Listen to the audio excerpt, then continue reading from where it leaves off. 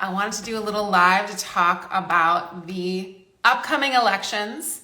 As we all know, there is an eclipse on November 8th.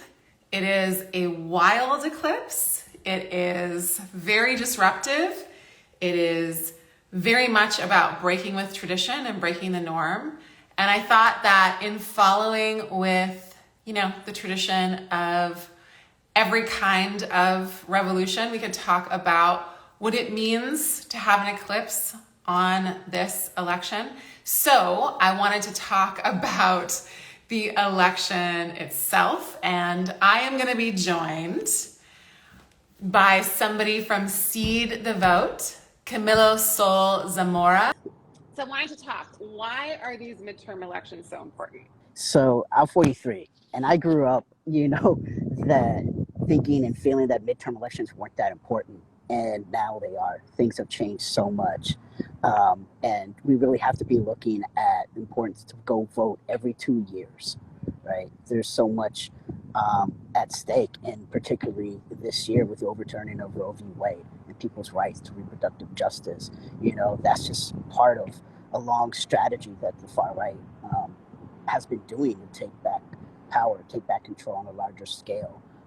At the same time, there are, roughly 300 election deniers on the ballots across the country. So the MAGA faction of the Republican Party is coming hard. They are Election for their deniers, interests. meaning that they deny that the that person that's deny president. that President Biden is in fact the real president, that there was a democratic election. Exactly.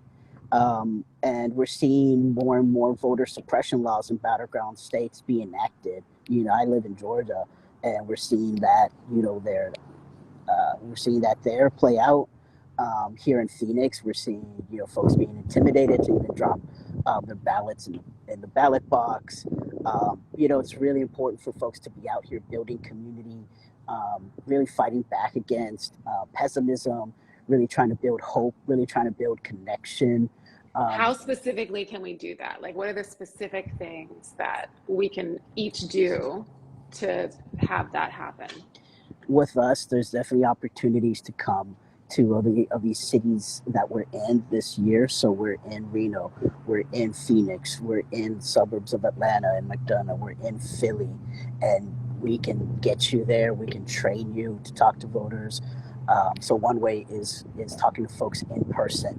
Second is making phone calls, so the thing called phone banking that we do. So if you can't travel for whatever reasons, concerns, you can still try to talk to folks. I know that, that's not the most favorite, but that is an option.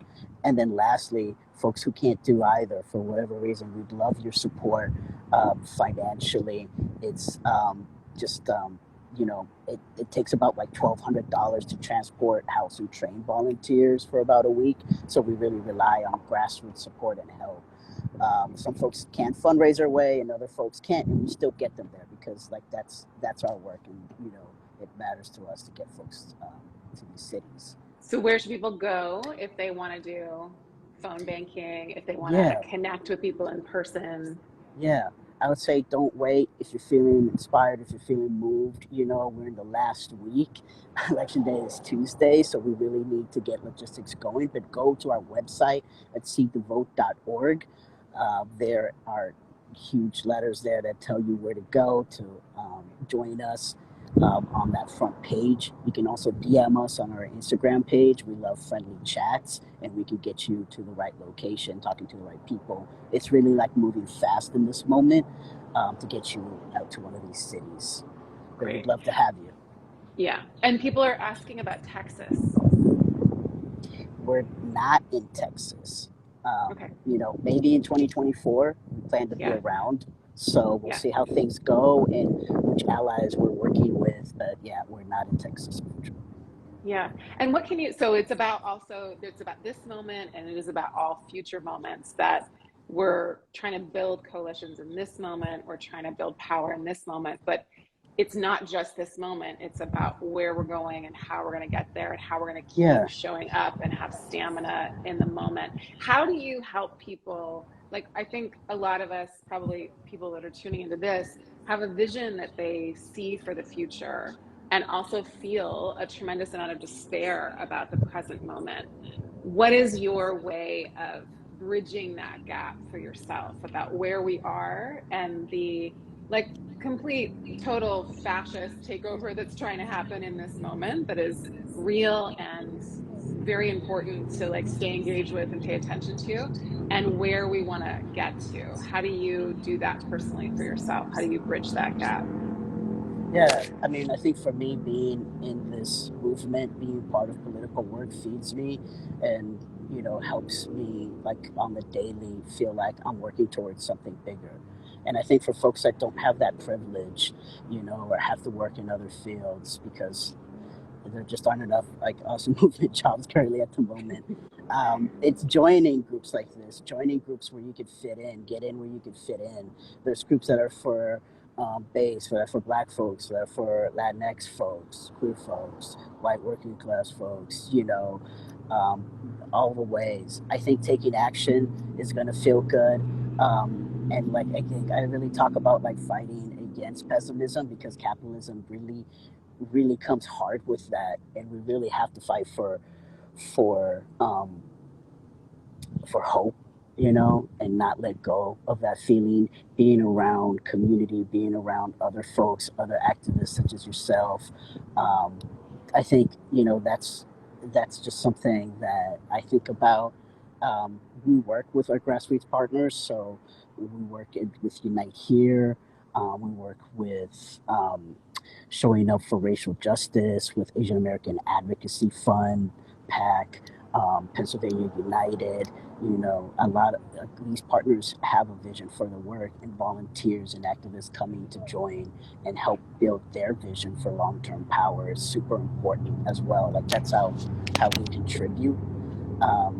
In Reno, the Culinary Union is putting forth this Neighborhood Stabilization Act, that really prioritizes the needs of local residents there to have better and stronger lives. There's this really important work like in Phoenix, groups here are like fighting against increasing voter suppression, an abortion law from the 1800s that was reinstated after Roe v. Wade was overturned, expanding rights of undocumented families.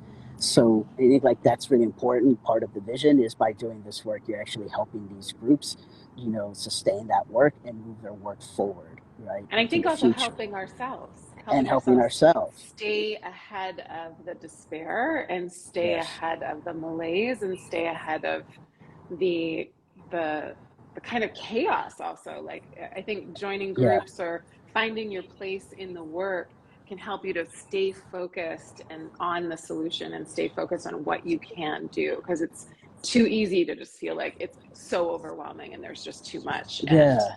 I don't want to do anything or be part of Yeah. anything.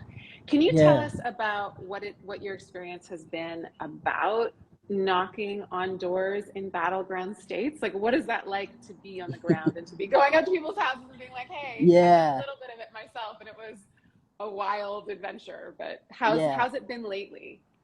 Well, I'm gonna keep it real. It's been mixed.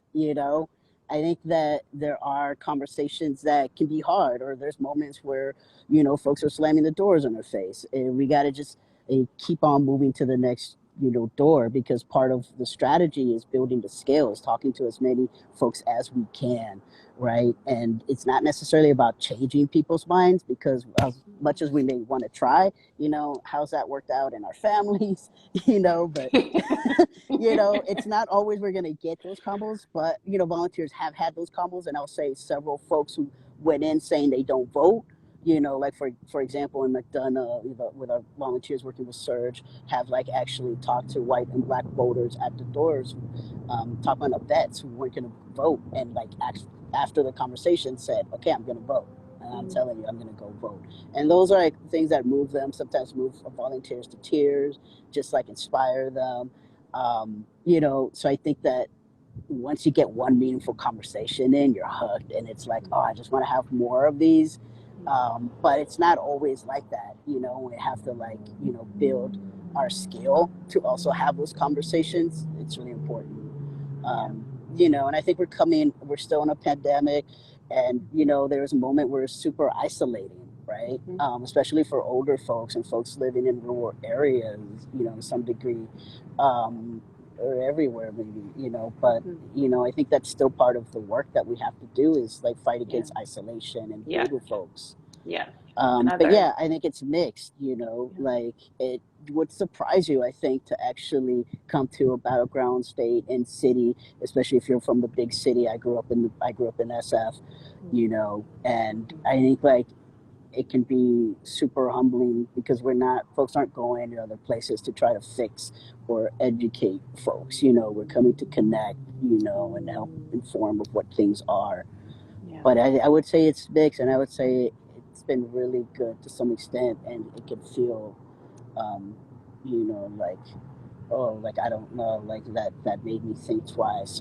But there's Yeah. trainings, there's protocols in place for any kind of situations where one might feel unsafe, and we take those seriously.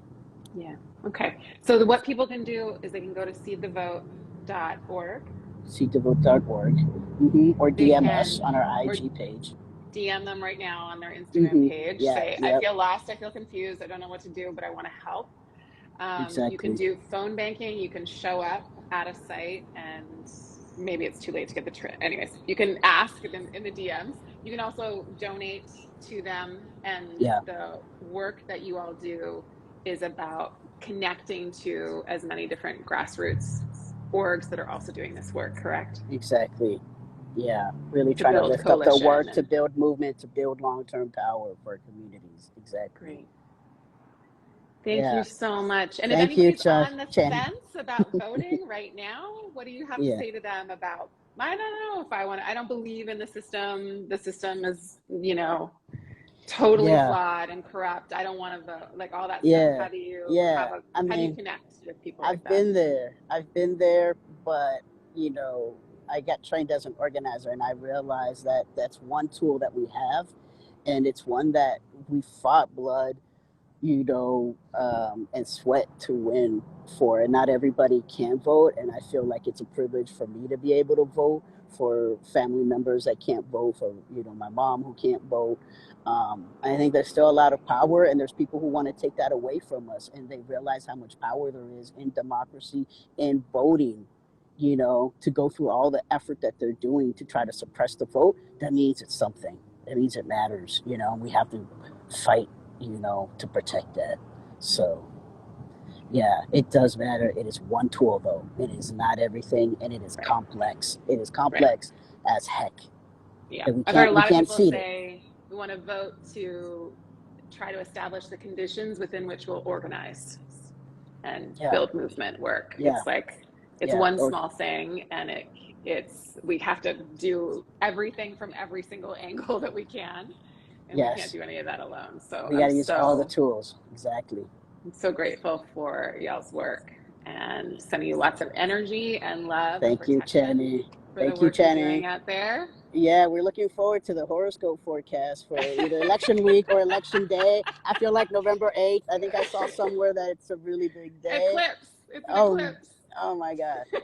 Chani. It's a very wild eclipse because it's the moon is conjunct Uranus, the planet of disruption. And when I saw what happened in Brazil, I was like, that's disruptive, right? Like, Yeah. that is how, so if we can think of this, like, would I choose an eclipse to have an election on? Maybe not, but this is what it is, and this is what we've got. So how do we be as disruptive as possible to the systems that cause harm and are violent? How do we disrupt those?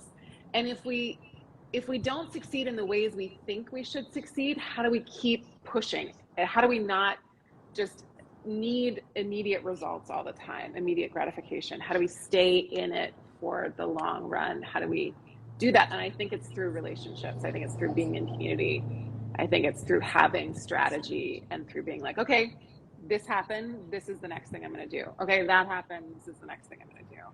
And staying with what is working, instead of being sidetracked with all of the chaos of the fascism.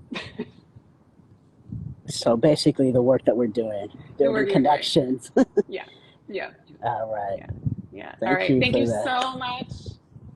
Y'all go check out Seed the Vote. Yeah, citovoto.org, y'all. Okay. All right. Peace Bye. out.